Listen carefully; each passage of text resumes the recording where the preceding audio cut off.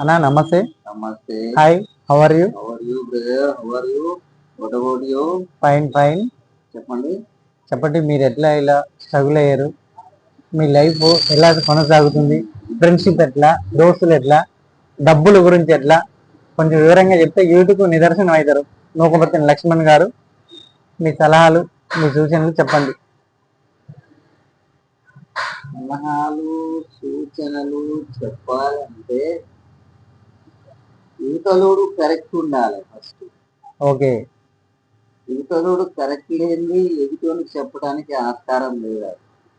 యువతకి చెప్పండి, ఇప్పుడు కరెక్టా కాదా అనేది తర్వాత ఆలోచిద్దాం. యువతకు చెప్పినా పెద్దోళ్ళకి చెప్పినా కూడా ఫస్ట్ చెప్పేటోడు కరెక్ట్ ఉండాలి. ఒకవేళ కరెక్ట్ లేకపోతే వాడు పడ్డ సిచ్యువేషన్ ని మనం బయటకు చెప్పుకోవడమే తప్ప ఓకే నేను చేసినట్టు మీరు చేయండి రా అనే అవును మనకు లేదండి. నీ బాధ కరెక్ట్. ఇప్పుడు కొందరు నిన్ను చూసి మారచ్చు, దానికోసమే కదా యువతకు నిదర్శనం అయ్యేది. ఇప్పుడు నీ మాటలు కొంతమంది కావచ్చు, అది దాని గురించి లోటుపాట్లు అనేది చెప్తే అర్థమవుతుంది కదా. చెప్పకుండా నీ మనసులో నువ్వు దాచుకుంటే ఎవరికి తెలుస్తుంది? నువ్వు ఇట్లా చెప్పండి. అనుభవజ్ఞులైన ఇప్పుడు ఓటమో గెలిపో, ఇప్పుడు నేను ఇట్లా పడ్డా మీరు ఇట్లా పడొద్దని చెప్పండి, దాన్ని బట్టి అర్థమవుతుంది. నేను పడ్డా పడకూడదు అంటే నేను కరెక్ట్ ఉండి చెప్పాలి. నేను కరెక్ట్ లేను కాబట్టి నేను కరెక్ట్ గా ఊరికేం చెప్పలేను. కానీ వాస్తవం అయితే ఒక మాట అయితే చెప్పగలుగుతా. చెప్పండి. మనిషి అన్నోడు ఎవరు ఎన్ని ఏమనుకున్నా ఓకే, వాని వ్యక్తిత్వం అనేది వాని మనసు చంపుకోకుండా వాని జాగలో వాడు బతికితే ఓకే, వాడు ఎన్ని రోజులున్నా ప్రశాంతంగా ఉంటాడు. ఆ విషయంలో మాత్రం అసలు పరకి లేదు కాదు.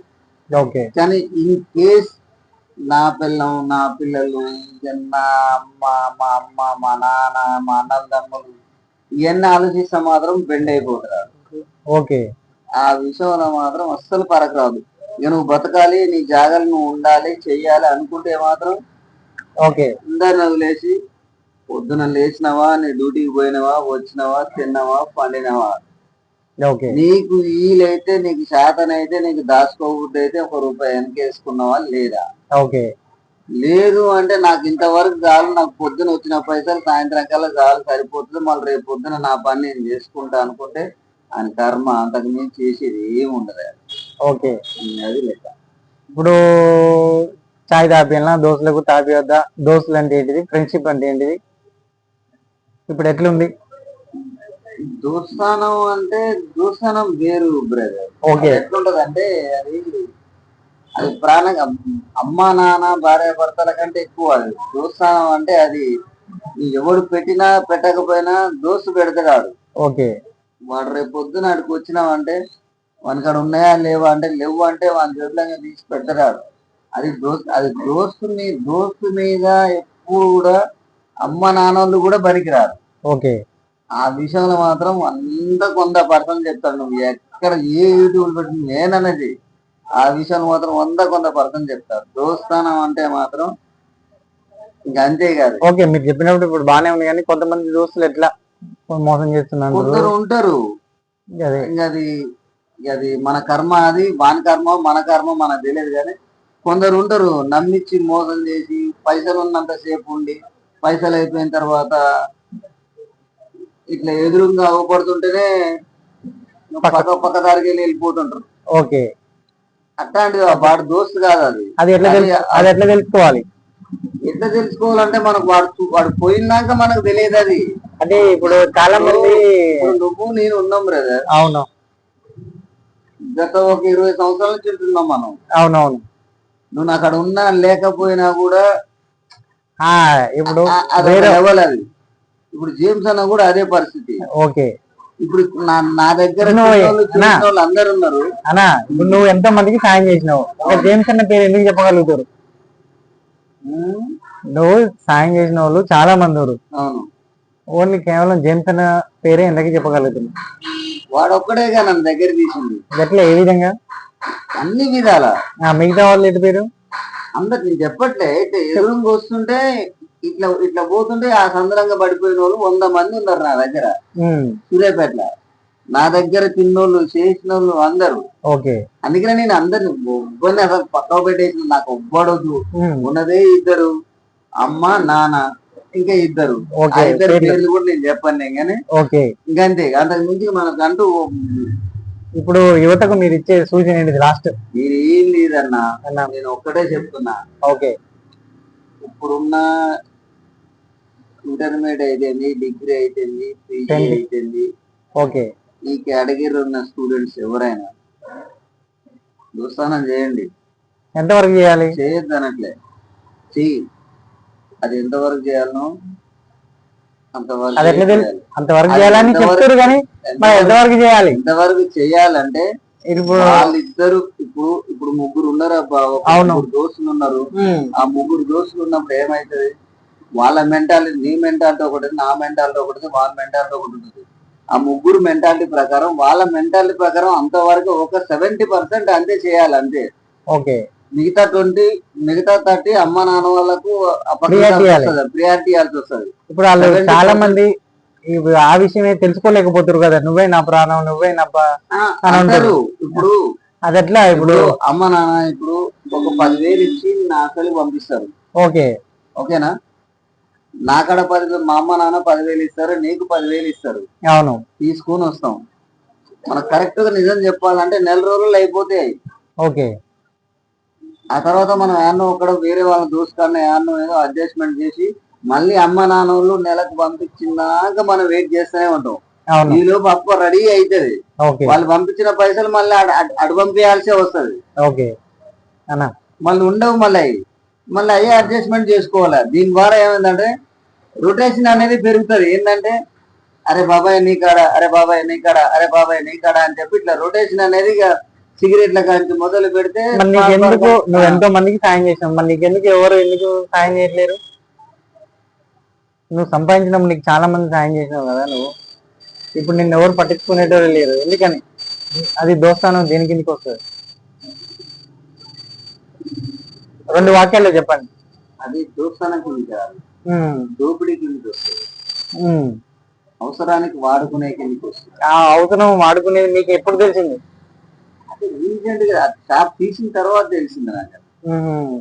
అక్కడ పైసలు ఉన్నాయి, సాయంత్రం కాగానే రావడం, తాగడం, తినడం, పోవడం, ఇంట్లో ఇయ్యకపోవడం, వెళ్ళిపోని గొడవలు, చికాకు. ఆ తర్వాత ఇక మా మిస్సెస్ నాకు దూరం కావడం, రోజు రోజు రోజు దూరం దూరం దూరం దూరం పెరుగుకుంటే పోయింది. కానీ చాలా గ్రేట్ అన్న మీరు, అసలు ఇన్ని స్ట్రగుల్ తోనే నాకు అన్ని తెలుసు. ఓకే, ప్రతి ఒక్కటి తెలుసు. ఎందుకనాలి కానీ మా మిస్సెస్ చాలా మంచిది. ఓకే, మా మిస్సెస్ అయినా మా అత్తగారు అయినా ఇప్పుడు వస్తే మీరు ఓకే అంటారా? తను రాదు. ఒకవేళ వెళ్తే సరే, ఆ మ్యాటర్ వదిలేండి, తర్వాత నెక్స్ట్ ఎపిసోడ్ లో చూద్దాం. ఓకే, తను వస్తే సంతోషం. నాకు తెలిసి రాదు. నాలాంటి దగ్గరికి ఎవరు వస్తారు? ఇప్పుడు నువ్వు చాలా నీలో మార్పు చాలా వచ్చింది కదా. ఎంత మార్పు వచ్చినా ఒక నమ్మకం కుదరాలి కదా. నమ్మకం కుదరాలంటే మరి మీరు ఏం చేయాలి? నేను ఇదే ముచ్చట నేను 100 సార్లు అడిగిన. నీకు నమ్మకం కావాలంటే నన్ను ఏం చేయమంటావు 100 సార్లు అడిగిన. ఓకే, ఈసారి నెక్స్ట్ మాట్లాడదాం.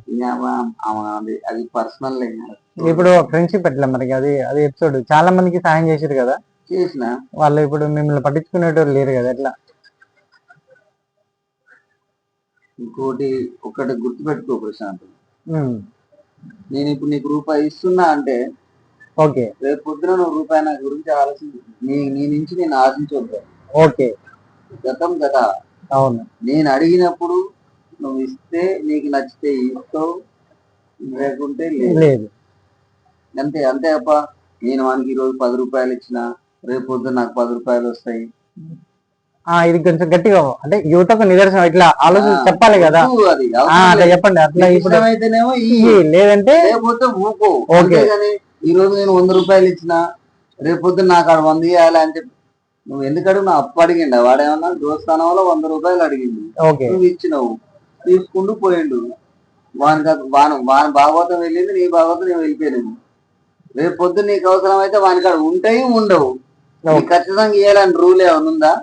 ఏం లేదు, ఇచ్చేటప్పుడే చూసుకోవాలి.